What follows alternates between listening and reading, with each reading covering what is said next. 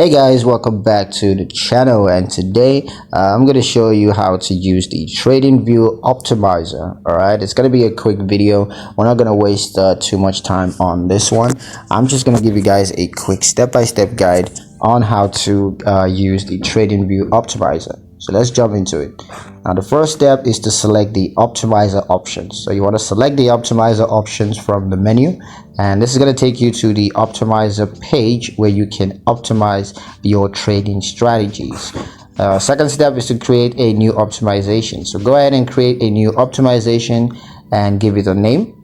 And you can choose from various optimization types, including parameter optimization and walk forward optimizations.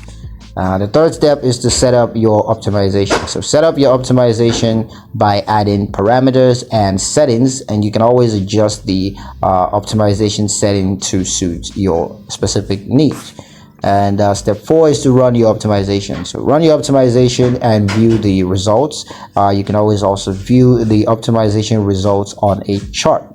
So yeah, that's pretty much it on how to use the Tradingview optimizer.